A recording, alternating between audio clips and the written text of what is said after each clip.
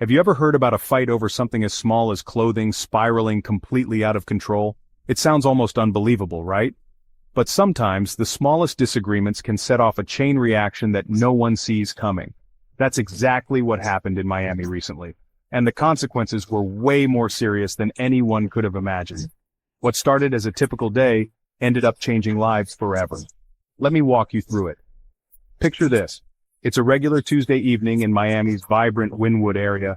The sun is setting, people are heading home, and everything seems normal on the outside.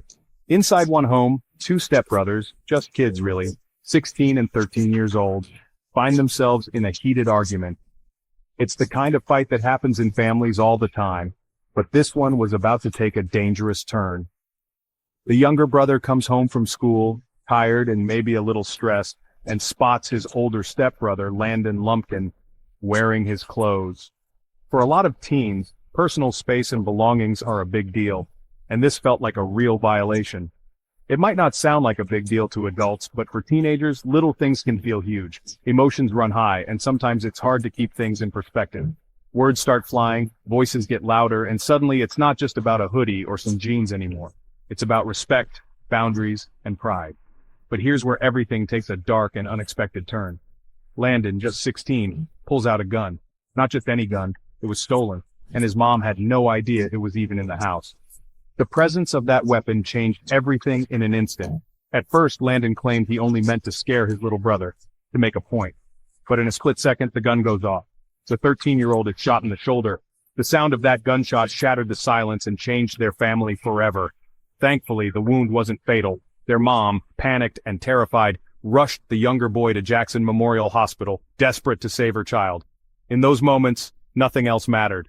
He's expected to recover, but let's be real. Nothing about this is okay. The emotional scars, the fear, and the trauma will linger long after the physical wounds heal. Nearly 10 police cars swarmed the scene, lights flashing, sirens blaring. It's the kind of chaos no parent ever wants to see outside their home. Neighbors watched in shock as the quiet street turned into a crime scene. Meanwhile, outside the hospital, the family's gold car sat wrapped in police tape, a grim reminder of just how quickly things escalated from a simple argument to a life-threatening emergency. Now here's what really sticks with me. Both boys said it was an accident. Landon never meant to pull the trigger. In his mind, it was just a scare tactic, a way to win the argument. But, as the police pointed out, guns don't just go off by themselves. Someone has to make that choice, even if it's in the heat of the moment, even if they don't really mean to.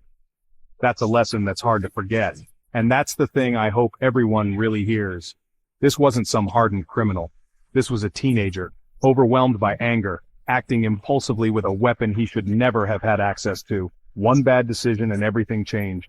Parents, teens, I'm talking to you. Arguments happen. It's part of growing up, part of living together. But it's how we handle those arguments that matters most. Clothes get borrowed, people get mad, feelings get hurt. But these are problems that can be solved with words, not weapons. When a gun enters the picture, even for a second, lives can change forever. The risk is never worth it, no matter how angry or upset you are in the moment.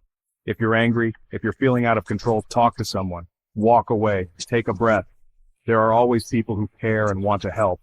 Even if it doesn't feel like it right then, there's always a better way to handle it than violence.